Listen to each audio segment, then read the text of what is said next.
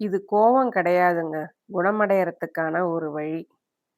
இந்த "this is not anger, this is healing" இந்த வார்த்தை என் வாழ்க்கையிலேருந்து நான் உணர்ந்து, அதிலேருந்து வந்தது தான். என் உடம்பால, என் மனதால, என் மௌனத்தால நான் அனுபவிச்ச ஒரு உணர்வத்தான், இன்னைக்கு உங்கள்ட்ட என் குரல் வழியா நான் பகிர்ந்துக்க வந்திருக்கேன். இதுல என்னுடைய அனுபவம் நெறைய இருக்கு. ஆனா ஒரு விஷயத்த மட்டும் முதல்ல நான் தெளிவுபடுத்திர்றேன். இன்னைக்கு நான் பேசப்போறது கோபத்த பத்தி கிடையாது. இத கோபம்னு பல பேர் தவறா புரிஞ்சிருக்கிறாங்க. நீங்க இத தொடர்ந்து கேட்கும்போது, இது கோபம் இல்ல, இது குணமடையறதுக்கான ஒரு வழி அப்படின்றது உங்களுக்கே தெரிய வரும். ஒரு பெண் அமைதியா இருந்தா, அவள் நல்லவள் அப்படின்னு சொல்லுவாங்க. ஆனா அதே பொண்ணு பேச ஆரம்பிச்சுட்டா, அவ மாறிட்டா. அவளுக்கு கோவம் அதிகமா வருது. இப்பல்லாம் அடங்கவே மாட்டேன்றா அப்படின்னு சொல்லுவாங்க. நான் தெரியாம தாங்க கேட்கறேன். நீண்ட காலம், அதாவது ரொம்ப நாளா ஒரு பொண்ணு மௌனமா இருக்கிறா. திடீர்னு அவ குரல் எப்படிம்மா கோபமா மாறும்? அத யாராவது யோசிச்சிருப்போமா? அப்போ நீங்க புரிஞ்சுக்க வேண்டியது, அங்க இருக்கிறது கோபம் கிடையாது. ரொம்ப நாளா அடக்கி வைக்கப்பட்ட உணர்வுகளுடைய வெளிப்பாடு தான் அந்த குரல். ஆனா, அது நம்ம கண்ணுக்கு கோபமா தெரியுது. இது எத்தன பேர் நம்ம புரிஞ்சிருப்போம்? இல்ல புரிஞ்சுக்க முயற்சி பண்ணியிருப்போமா? ஏன் அந்த பெண்களுக்கே அது தெரியாது. அவங்களே அத கோபம் தான் நெனச்சுட்டு இருப்பாங்க. நம்ம கோவப்படுறது தப்போன்னு கூட யோசிச்சுட்டு இருப்பாங்க. ஆனா, அது உண்மையிலே கோபம் கிடையாதுங்க. ரொம்ப நாளா அவங்க மனசுக்குள்ள அடக்கி வச்சிருந்த, ஒடுக்கி வச்சிருந்த அந்த உணர்வோட வெளிப்பாடு தான் அந்த வெடித்தலுக்கான காரணம். ஆனா, அது வெளியில கோவமா தான் பார்க்கப்படுது. பல நடுத்தர வயது பெண்கள், வீட்ல எல்லாரும் தான் இருக்கிறோம். நமக்கு மட்டும் கிடையாது. எல்லாருக்குமே சேர்த்து தான் நான் சொல்றேன். இதுல அவங்க என்ன அடக்கி வச்சாங்க அப்படின்னாக்க, அவங்க என்ன சொல்ல வர்றாங்கன்னு யாரும் காது குடுத்து கேட்கறதில்ல. அவங்க சொல்ல வர்றத புரிஞ்சுக்க முயற்சி பண்றதே கிடையாது. அவங்களுக்கு என்ன இஷ்டமோ, அத செய்ய அவங்க அனுமதிக்கப்படுறதே கிடையாது. இது எல்லாத்தையும் பொறுத்துக்கிட்டு அவங்க சிரிப்பாங்க, வேலை செய்வாங்க, குடும்பத்த பொறுப்பா பார்த்துப்பாங்க. ஆனா உள்ளுக்குள்ள இது எல்லாமே சேர்ந்து ஒரு சோர்வான மனநிலைய அவங்களுக்கு கண்டிப்பா குடுக்கும். அங்க தான் அந்த தனிமை உருவாகும். ஒரு கேள்வியும் வரும். நான் எப்போதான் எனக்காக வாழறது? அந்த கேள்விய அவங்க அவங்களுக்கே கேட்டுக்கும்போது சில பதில்கள் வரும். ஆனா அந்த கேள்விய அவங்க மத்தவங்கள்ட்ட கேட்கும்போது, அவங்க சொல்ற பதில், "நீ வாழ்ந்துட்டு தானே இருக்க. உனக்கு என்ன குறை?" அப்படின்றது தான். அவ தனக்குள்ள அந்த குறை இருக்குன்றத சொல்ல வர்றதையே, உனக்கு எந்த குறையும் இல்லன்னு முடிவு பண்ணி, அவ குரல அங்கேயே நாம அடைச்சிடுறோம். புரியுதுங்களா? அப்பதான் இந்த மாரி அடைக்கப்பட்ட எல்லா உணர்வுகளும் சேர்ந்து, ஒரு பொண்ணு ஒரு நாள் பேச ஆரம்பிப்பா. இது எனக்கு பிடிக்கலன்னு சொல்லுவா. இது எனக்கு வேணாம்னு சொல்லுவா. என்னால இனிமே இத சமாளிக்க முடியாதுன்னு சொல்லுவா. அந்த நிமிஷம் இந்த உலகம் சொல்லும், அவளுக்கு கோவம் வந்துருச்சு. என்ன ஆட்டம் ஆடுறா! ரொம்ப திமிரு ஏறி போச்சு. இது எல்லாமே அவளுக்கு கிடைக்கிற பதில். ஆனா உண்மை என்ன தெரியுமா? அங்க தாங்க உண்மையா உயிர்ப்போட அவ வாழ தன்னுடைய முதல் முயற்சிய எடுத்து வைக்கிறா. அதுக்கு பேரு தான் ஹீலிங். இது எத்தன பெண்கள் நீங்க உணர்ந்திருக்கீங்க? இத நீங்க உணர்ந்திருந்தீங்க அப்படின்னா, ஐ அம் ஹீலின்னு கமெண்ட்ல பதிவிடுங்க. நான் உங்கள புரிஞ்சுக்கிறேன். நானும் அதே மாதிரியான இடத்துல இருந்து தான் வந்தேன். முதல்ல நான் வெளிப்படையா பேசும்போது, என் உணர்வுகள் வெளிப்படும்போது, என் குரல் எனக்கே புதுசா இருந்துச்சு. பயமாவும் இருந்துச்சு.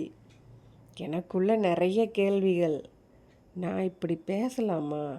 நான் இப்படி உணரலாமா? ஒருவேளை நான் சுயநலமா மாறிட்டனோ? அப்படின்னு எனக்கு நானே நெறைய கேள்விகள் கேட்டுக்கிட்டே இருந்தேன். ஆனா அதுக்கப்புறம் எனக்கு புரிய ஆரம்பிச்சது, அந்த கேள்விகள் ஏன் வந்தது அப்படின்னா, என்னை சுற்றி இந்த சமூகம் போட்டு வச்சிருந்த கட்டுப்பாடுகளை உடைச்சி என் குரல் வெளியில் வரும்போது அந்த கட்டுப்பாடுகள் நான் உடைக்கிறது சரியான்னு என்னை நானே கேட்கறதுக்காகத்தான் அந்த கேள்விகள் வந்ததுன்னு நான் புரிஞ்சுக்கிட்டேன்.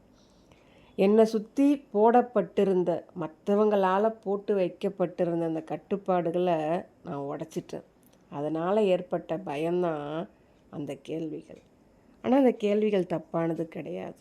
அந்த கேள்விகளுக்கான பதிலும் கிடைச்சிது. நான் பேசலாம், நான் உணரலாம், நான் சுயநலமாக இருக்கலாம். ஏன்னா என்னை நான் கவனிக்கிறது தான் என்னுடைய உண்மையான ஹீலிங். இது நான் மற்றவங்கள யாரையும் குறை சொல்ல போகிறது கிடையாது, யாருக்கிட்டேயும் போய் சண்டை போடுறது கிடையாது, யாருக்கிட்டேயும் போய் வம்பளக்கிறது கிடையாது. எனக்குள்ளே நான் என்ன உணர்றேனோ அதை நான் வெளிப்படுத்துகிறேன். அது கோபமாக உங்களுக்கு தெரிஞ்சாலோ இல்லை அது தப்புன்னு நீங்கள் புரிஞ்சுக்கிட்டாலோ அதுக்கு நான் பொறுப்பாக முடியாதுன்னு என்னோடய பதிலை நான் தெளிவாக சொல்லிட்டேன். ஆனால் நான் என்னையே திரும்பி பார்க்க இதுதான் எனக்கு ஒரு வாய்ப்பாக எனக்கு கிடைச்சிது. அந்த வாய்ப்பை நான் பயன்படுத்திக்கிட்டேன். கோபன்றது நம்ம உள்ளுக்குள்ளே இல்லைன்னா இல்லைன்னு சொல்லணும். நமக்கு இது பிடிக்கலையா பிடிக்கலைன்னு சொல்லணும். என்னால் இது முடியாதா முடியாதுன்னு சொல்லணும். இப்படி நாம் சொல்கிறதத்தான் அவங்க கோபமாக நினைக்கிறாங்க. தப்பு இல்லை, நினச்சிட்டு போகட்டும். நமக்கு அதனால் கோபக்காரின்ற பட்டமும் கிடைச்சிட்டு போகட்டும். ஆனால் நமக்கு நாம் உண்மையாக இருக்கிற நிம்மதி இருக்குது பாருங்கள், அது அவங்களால தர முடியாது. அது நம்மளுடைய குரல் வெளிப்படுறதுனால மட்டும்தான் நமக்கு கிடைக்கும். புரியுதுங்களா? இது மாதிரி கோபக்காரின்ற பட்டம் எனக்கு கிடைச்சாலும் இனிமே நான் என்ன கைவிட மாட்டேன்ற ஒரு உறுதி எனக்கு நானே கொடுத்துக்கிட்டேன். அந்த உறுதி மற்றவங்கள்ட்டேருந்து உங்களுக்கு என்னைக்காக கிடச்சிருக்குதா? மற்றவங்க எப்போவுமே உங்களுக்காக நின்று பேசுவாங்களா? உங்களுக்காக சப்போர்ட் பண்ணுவாங்களா? இல்லை நீங்கள் மற்றவங்க பேச்சை கேட்டு நடக்கிறீங்க அப்படின்னா கடைசி வரைக்கும் அவங்க உங்கள் வாழ்க்கைக்காக நல்லதை பார்த்துருவாங்களா? ஆமான்னு நீங்கள் சொன்னீங்கன்னா நீங்கள் பொய் சொல்கிறதா தான் நான் சொல்லுவேன். ஏன்னா ஒரு பொண்ணுக்கு எல்லா காலகட்டத்துலேயும் எல்லாரும் கை கொடுத்து தூக்கி விட மாட்டாங்க. நான் ஓப்பனாகவே சொல்கிறேன். அது பெற்றவங்களாகட்டும், கூட பிறந்தவங்களாகட்டும், இல்லை நம்ம கணவராகட்டும், இல்லை நம்ம பிள்ளைகளாகட்டும், ஏதாச்சும் ஒரு கட்டத்தில் அவங்களால நமக்கு உதவி செய்ய முடியாமல் போகும். அவங்கள தப்பு சொல்ல முடியாது. ஆனால் அங்கே தப்பு சொல்ல வேண்டியது நம்மளை தான். ஏன்னா நமக்காக நாம் நின்று பழக்கப்படாத காரணத்தினால தான் இந்த உணர்வுகளை நமக்குள்ளே நாம் அடக்கி வச்சுக்கிட்டு போகிறோம். எனக்காக அவங்க பார்த்துப்பாங்க, எனக்காக இவங்க பார்த்துப்பாங்க அப்படின்ற நம்பிக்கையில் வாழ்ந்து நாம் நமக்காக என்ன பண்ணுறோன்றதே நாம் மறந்துடுறோம். ஒரு கட்டத்தில் நமக்கு உதவின்னு வேணுன்றப்போ நாம் எங்கேயோ ஒரு இடத்துல தாழ்த்தப்படுறப்போ போய் நீங்கள் உதவி கேட்டு நின்னீங்கன்னா அந்த இடத்துலேருந்து உதவி வராமல் போகலாம். அப்போது உங்கள் மனநிலை என்னவா இருக்குன்றத நான் என் வாழ்க்கையில் நான் உணர்ந்ததுனால சொல்கிறேன். நீங்கள் ரொம்பவும் தனிமையாக உணர்வீங்க, உங்களுக்கு யாருமே இல்லைன்னு உணர்வீங்க. இத்தனை நாளாக இருந்தவங்க இப்போ எங்கே போனாங்கன்னு உணர்வீங்க. ஆனால் எந்த கேள்விக்கும் பதில் கிடைக்காது. அதனால தான் நான் சொல்கிறேன், இனிமேல் நீங்கள் உங்கள் உணர்வுகளை அடக்கி வைக்காதீங்க. உங்களுக்கு நீங்கள் உண்மையாக இருங்க, உண்மையாக பேசுங்க. இதை கேட்குற நீங்கள் நான் சொல்கிற ஒரு வார்த்தையை உங்கள் வாழ்க்கையில் உணர்ந்திருந்தீங்க அப்படின்னா என்னுடைய குரல் உங்கள் மனசில் உள்ளதை வெளிப்படையாக சொல்லுது அப்படின்னு நீங்கள் ஏற்றுக்கிட்டீங்கன்னு அர்த்தம். இப்படி நாம் உணர்றதுனால நம்ம கெட்டவங்க கிடையாது, ரொம்ப கரடுமுரடானவங்களும் கிடையாது. ஆனால் உண்மையானவங்கன்றதை நாம் முதல்ல புரிஞ்சுக்கணும்.